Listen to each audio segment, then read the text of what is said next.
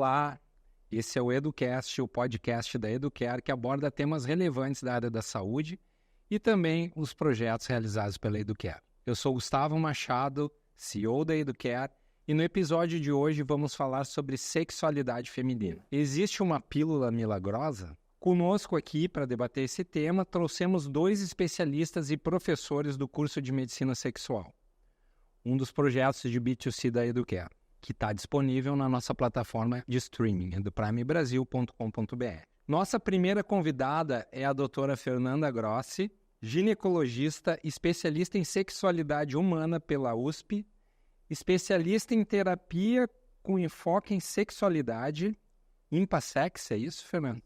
Mestre e doutoranda em Ciências da Saúde pela URGS e coordenadora do Serviço de Ginecologia e Obstetrícia do Hospital Geral de Caxias do Sul.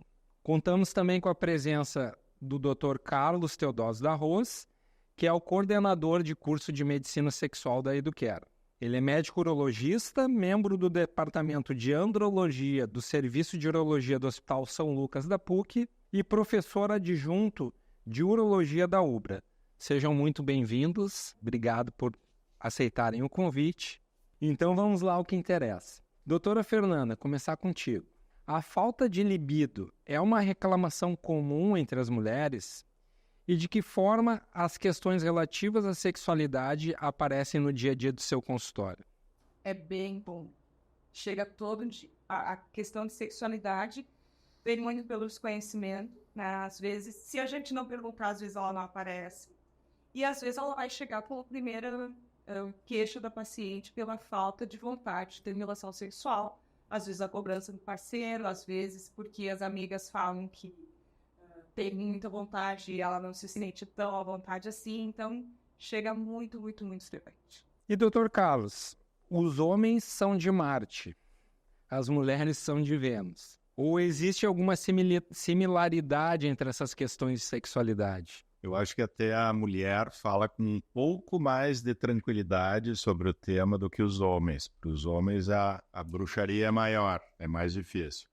Mas, de qualquer maneira, as causas da baixa de libido são praticamente as mesmas das mulheres, né? Tem hormônio, tem emoção, tem medicamento que atrapalha isso. Mas o que a Fernanda falou é uma situação muito importante que nós profissionais de saúde deveríamos ser sempre proativos em relação às questões sexuais. Eu imagino que o homem tem um tabu, né, daquele machismo, aquela...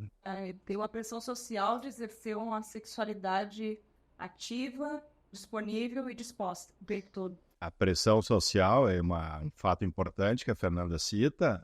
Antes eram só os tabus e a cultura, né? Hoje tem toda essa cobrança da mídia, da pornografia, das redes sociais, então o homem tem que funcionar sempre bem a todo momento, então a coisa não funciona dessa maneira. Mas você não percebe que de um tempo para cá isso não também ajudou o homem a estar mais livre para fazer esses questionamentos em relação à sua saúde? Acho que não é essa pressão que está mudando, Gustavo. A real mudança de paradigma, de cultura, aconteceu no ano de 1998 com a chegada do Viagra. Esse momento foi um momento marcante assim, na história. Eu acho que essa mudança de comportamento aqui, vinculada à pressão e tudo mais, é o aspecto negativo. O aspecto negativo que está fazendo mais homens que, na maior parte das vezes, são normais, vão procurar um terapeuta sexual. E doutora Fernanda, no caso das mulheres, como é que se trata esse distúrbio de sexualidade? Não tem piada. Não tem pílula milagrosa. E aí, o que acontece, né? Sim. Elas têm todo esse modelo masculino de resposta sexual que elas tomam um comprimido e eles respondem. Então, muitas vezes elas também querem o remédio. Elas não tomam catuaba também? Não, elas querem amendoim. Então, a gente tem 2 problemas. Primeiro, elas pedem se existe um Viagra para mulher, alguma coisa que aumentasse o desejo sexual, desse mais vontade de ter relação. Não tem, né? O que tem disponível no mercado são medicações que não estão disponíveis no Brasil, que são liberadas pelo FDA, que aqui no Brasil não comercializam, e que ainda eu me questiono, e talvez depois o Carlos possa... O quanto a gente pode medicalizar o desejo de uma pessoa, porque o desejo é uma coisa tão multifatorial né? Ele implica em tantas coisas, como que uma medicação pode interferir no desejo? Outra coisa é a questão de que elas têm um falso conceito de que o homem toma o Viagra e ele está pronto para ter relação, mas elas não entendem que o Viagra vai funcionar se tiver desejo. Então, a resposta sexual vai haver se houver desejo. Se eu fosse fazer uma correlação do que é um Viagra para uma mulher, um correspondente, seria um lubrificante vaginal. Ele vai melhorar a excitação, né? A lubrificação, que é a excitação. Então, não existe uma pílula, não existe um Viagra para a mulher. E a gente tem essa questão das mídias, a questão social, a pressão, e agora tem a questão da testosterona, né? Então, dos chips de testosterona, que vem com a promessa de melhorar a libido, e realmente eles vão melhorar, né? Mas a que preço e a que indicação? Não é para todo mundo. Então, essa questão da medicalização, a gente tem que ter um certo cuidado, porque nem tudo é medicalizável, né? Tem outros componentes que a gente tem que abordar para poder tratar adequadamente aquela questão sexual. Então, se a gente pensar que para a mulher não tem o Viagra, a questão da sexualidade é bem mais desafiadora para o médico tratar, né? E não é, porque como o Carlos falou, a mulher ela fala mais abertamente e ela não tem a pressão de carregar uma sexualidade muito ativa. Ela é culturalmente ensinada de que ela responde ao estímulo masculino. Então, muitas, dependendo da faixa etária, quando a gente pergunta da sexualidade, meu marido não funciona mais, graças a Deus. Outras, elas vêm em busca, não, mas eu queria estar transando mais, eu queria ter vontade. Então, a gente tem dois aspectos aí, né, pra gente conversar, porque não é tão simples. É simples, por um lado, que ela fala, e por outro, que ela tem muitas coisas envolvidas. A mulher se envolve com maternidade, com trabalho, muitas vezes em 3 turnos, e aí ela deixa de priorizar o sexo fica como a última atividade do dia e, obviamente, ela vai estar cansada. Claro. Então, a gente tem as questões de desejo, de como responder ao desejo. Então, é bem mais amplo. A mulher é multifunção, né? Mas isso aí é interessante e a gente tenta transmitir essa mensagem no curso, porque tudo está sendo muito banalizado. De novo, redes sociais, né? Tudo pode ser resolvido com uma elevação de testosterona no homem, com uma elevação de testosterona na mulher, com chip que não existe comercial, é tudo manipulado e tem uma série de efeitos colaterais.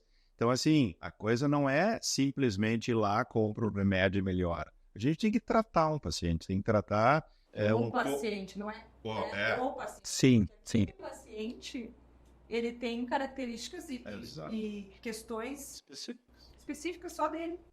Daí a importância do médico estar mais contextualizado sobre o tema para poder tratar isso aí no dia a dia. Não só médico, qualquer profissional de saúde. Qualquer profissional que trabalhe com pessoas, que trabalhe com a vida das pessoas, tem que entender de sexualidade. Eu acho que o grande mérito do curso de medicina sexual é esse. É trazer informação sobre sexualidade de um aspecto amplo, de como funciona, o que a gente pode fazer, a gente conhecer. Porque se eu conheço um pouco do assunto, eu consigo abordar melhor com o paciente. Talvez um profissional que lide muito com isso também é o psicólogo, né? Sim, com certeza. Bom, doutora Fernanda, no curso de medicina sexual, você ministra os módulos de transtornos sexuais femininos e aspectos da sexualidade na população LGBTQIA+. Nos fale um pouco sobre o conteúdo que é desenvolvido nesses módulos. Então, na aula de transtornos sexuais, a gente fala a classificação dos transtornos, define os transtornos, então ele é bem interessante para os profissionais que não estão habituados a trabalhar com sexualidade, porque ele dá as definições da sexualidade feminina de acordo com as classificações. E em relação à sexualidade da população LGBTQIA+, a gente tem muitos aspectos que a gente meio que deixa de lado, nem todo mundo consegue abordar a sexualidade dessa população. Então, é uma aula que dá uma luz sobre que, sim, eles também são sujeitos a ter disfunções sexuais, como um heterossexual. Então, os instrumentos, por exemplo, que a gente avalia a sexualidade numa pessoa hétero, eles não podem ser aplicados necessariamente para uma população homossexual. Então, a gente tem que ter essas nuances, essas diferenças para poder conversar. Então, e eu penso que se já é difícil tratar isso com o homem e com a mulher, tem o preconceito, né? Deve ser muito mais difícil ainda, né, se tratar. Tem o preconceito da sociedade, tem o preconceito da própria pessoa em relação à sua sexualidade. Então, é uma população que a gente tem que ter uma atenção. E a gente tem muito a questão de presunção da heterossexualidade. A gente presume que todo mundo é hétero. E ela não pode ser negligenciada também, né? A sexualidade faz todo sentido também para a felicidade dela, né? E se você ficou curioso sobre a sexualidade, acesse o QR Code e saiba mais sobre o curso. Dr. Carlos, além das temáticas desenvolvidas pela doutora Fernanda, o que mais o aluno aprende no curso de medicina sexual? Acho que esse curso realmente, através desses 5 módulos, faz uma abordagem completa da sexualidade humana, porque nós temos módulos femininos, temos módulos masculinos, módulos do envelhecimento e também do jovem e do adolescente.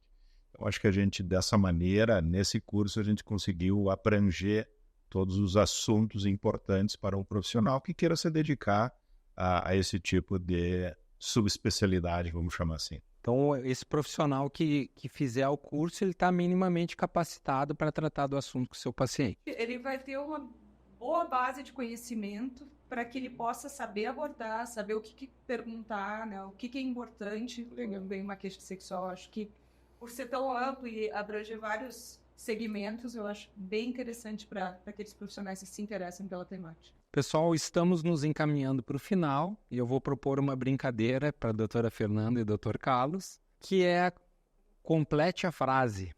Top? Legal. Eu vou fazer para ti também. Tudo que tu perguntar para mim, eu vou fazer para ti. Tá legal, tá legal. Pô, não pensei nisso antes. Vamos lá. Primeiro para a doutora Fernanda. Saúde sexual é? Saúde sexual é estar feliz, satisfeito com a própria sexualidade, né? É qualidade de vida, então eu acho que a primeira coisa que pensar em saúde é a gente estar satisfeito com a própria sexualidade. Doutor Carlos, saúde sexual é prazer e felicidade. Gustavo, saúde sexual é? Eu acho que está muito relacionada à felicidade. Eu vinculo muito a isso, assim. Não vivo sem? Sem a minha família e o Inter. Vamos retirar dali. Não vivo sem? É um bom convívio familiar. Isso que a Fernanda fala, a família deles é muito parecida com a nossa, assim, a gente está sempre fazendo muitas coisas juntos. E tu, Gustavo? Eu também. Não vivo sem isso. É o principal, né? Vem primeiro de tudo. Não carrego. Mágoa. Copiou de mim. Rancor eu carrego, mágoa não. Não, eu também. Eu acho que isso aí só traz prejuízo para nós mesmos, né? Um brinde ao conhecimento. Ao nosso curso. Eu sou suspeito para falar, porque educação é tudo, né? Em todos os sentidos. Então, um brinde à educação. Um brinde, então. A educação. Um brinde com água aqui. Um brinde com água. Bom, gente, eu vou encerrar, então, agradecendo a participação dos nossos convidados, doutora Fernanda, doutor Carlos, e dizendo que o curso de Medicina Sexual, ele está na plataforma de streaming da Educare, eduprimebrasil.com.br. Espero vocês nos próximos episódios do EduCast. Obrigado.